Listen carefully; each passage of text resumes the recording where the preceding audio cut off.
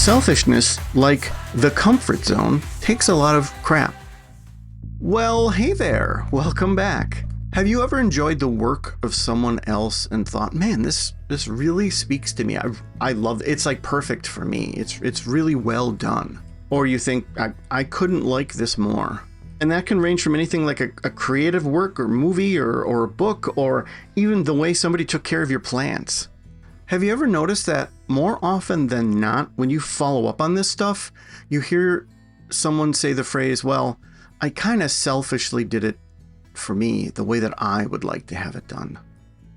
So let me go off on a side quest and continue. So I had been thinking about the to-do list, and I have a lot of holy grail quests myself, and one of them is the to-do list. It's one of those things that not sure if you can ever attain the perfect to-do list. It's something everyone needs. It's something everyone uses in one way or another, whether it's on a piece of paper or planner or digitally or in their brain. I miss the days of having a Franklin planner in which you would have this little book and you'd have your to-do lists among other things, and then at the end of the night, the ones that you didn't check off, you would flip the page and you'd transfer those to the next day, and then you would actually sleep through the night. Having recently created my behavioral mapping software that I can use in really cool ways that's currently patent pending, I had the confidence to sort of do something else. So I thought I'm going to make a to-do list. So I did. I made a little app for to-do lists that looks great on my phone and my desktop. I thought selfishly, what do I want it to do since I'm the only person that's going to use this? I want to do color coding. I want it that when I check something off, it automatically doesn't go to the next day. I want everything to go to the next day that I don't check off. To be super easy and super frictionless to use, no real logins and blah, blah, blah. So anyway, I did all that. I ended up showing it to a couple people, and a few of them were really interested in using it. So I built it in such a way that multiple people can use it. Every time I described it, I said, I selfishly made this for me. Selfish, selfish, selfish. I kept saying that because it was with me and only me in mind. Now, is it extremely usable for other people? Yes, but it was made for me selfishly. And once again, it felt like one of those projects or things that someone does that people say, wow, that's really great. And it's because it was done selfishly. Do you think that's counterintuitive? So getting back off of our side quest, if you're in corporate America, you may not have a lot of opportunity to do something selfishly. If you're a probate attorney, you're not going to be doing it with a lot of flair. If you're laying down asphalt, there's probably a specific way you need to do that. And plumber's gonna plumb. However, if you're a probate attorney doing probate for your grandmother, you might spend a bit more time on something, or you might throw out a rule and say, I know that's best practice, but not in this case. If you're a plumber, you may allow X amount of time because of a price to do something in someone's bathroom. But if it's your bathroom and your wife is going to be using this, you may spend an inordinate amount of time to make sure it's absolutely right. You will selfishly do it. And not because you're afraid your wife's going to yell at you, because you could say, oh, I'll just patch this up. It's just family. It's just my wife. But because you enjoy the validation that you get for being good at your job and the validation you get for showing your loved ones that you are so good at this sort of thing, and you take pride in it. Selfishness, like the comfort zone, takes a lot of crap.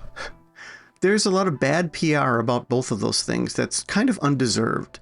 I understand what people say about comfort zones, and obviously if someone is just simply selfish, yes, that's probably a bad thing. But there are elements to both, and you can check out the episode on comfort zones if you want to learn more. Feel free to pause now or listen to it after this. There are some really good things to learn on not avoiding something that has some really positive aspects, and this kind of selfishness is one of them.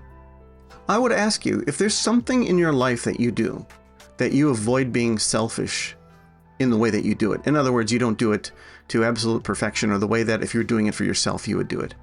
And you get paid for that. Ask yourself what the reason is that you don't do that. And like my examples, you may say, well, look, it's not profitable in any way for me to spend 3 hours on doing something that I can typically get away with doing in 1 hour. And if it's something you love, you would sort of do that anyway. And you'll counter and say, well, yeah, Mark, I can't go to the grocery store and say, I did something selfishly and I didn't get paid for it. Can I have some bananas? And they'll say, well, of course, no, please leave. But there is you're sort of trapped between the bookend of, I really do enjoy doing this, and gee, I really like eating, right? And obviously there's some variance in there. Obvious, you get to a point with certain things where it's all just a lot of gravy, and do you want more gravy or less gravy, or how much time and effort and time, energy, and perhaps resources you want to put into something to get it done the way that you like doing that. We see people who do something for a while and they really start to adopt this attitude. The attitude of, well, I've kind of learned the way that I really like to do things, and people really like the way I like to do things. Now, a perfect example of people who are pretty much untouchable in this and can adopt that attitude from day one are people who are artists. And when I mean artists, I mean what people think of as an artist, somebody who paints, right? Someone who works in that medium. They do what they do, and that's their style, period. End of discussion. No, I'm not going to paint differently because you're my sponsor. We don't ever question that. We know that's just the way this person paints. When it comes to books, movies, other creative endeavors, jobs, and so forth, well, we sort of become a bit more skeptical on that. We're a bit more critical on that. But it is where words like artesian come from, right? We know it's somebody who took their time, they did it the old-timey way, and it's going to be done well, and we'll probably have to pay a lot more for it. Like the places you go for your craft beer and your $35 hamburger, your 3 milliliter metal container of ketchup. It's an interesting guide, isn't it? If you allow this selfishness to guide your productivity and your creativity, it may take you in a very interesting direction. It may start to be self-filtering. You may say, well, the things I really want to do the way that I want to do them are not particularly profitable. So I have to find a different way to do it, or I have to get people to pay a lot more for this. You may end up actually forking in the road. It's really none of my business. And having your standard way of doing things, and then you have your selfish way of doing things. You may throw on a label like premium or elite, or you only do that for a handful of clients, or whatever, right? But you may actually have 2 different ways to do something. That's not a bad thing. That's an explorative, fun thing that you can do with your skills, and should. It can be the same way for you moving up the ranks in what you do.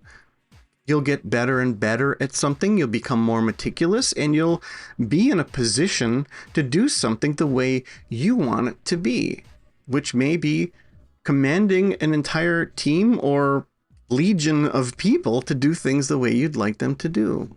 So many mission statements talk like this, but in practice, it doesn't really work that way. But it can for you, and it depends on what your perspective is, and it depends on you really taking stuff like this to heart. Maybe all the stuff that you selfishly do is stuff that is not part of your career, calling, or job. It might just be the way you cook for your family. It might be the way you vacuum.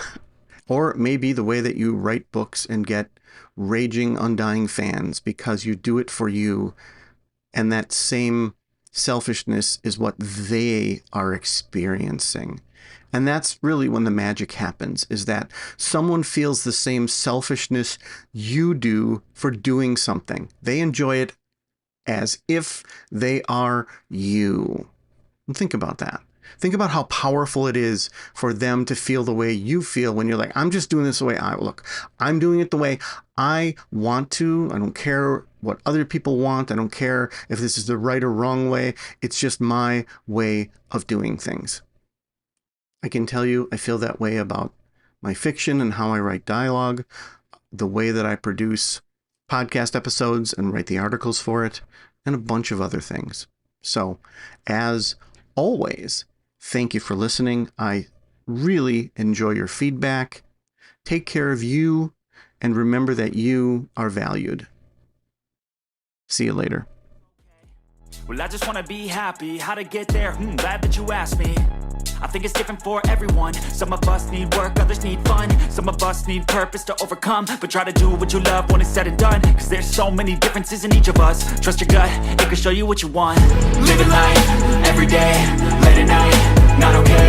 All I want, and I pray, all I need are some better days. I want to announce that my new book, my 10th, is out. It's called Because, the fundamental psychological building blocks that enable you to, or prevent you from, accomplishing anything, everything, and nothing. Check it out on Amazon. It's only $9.99.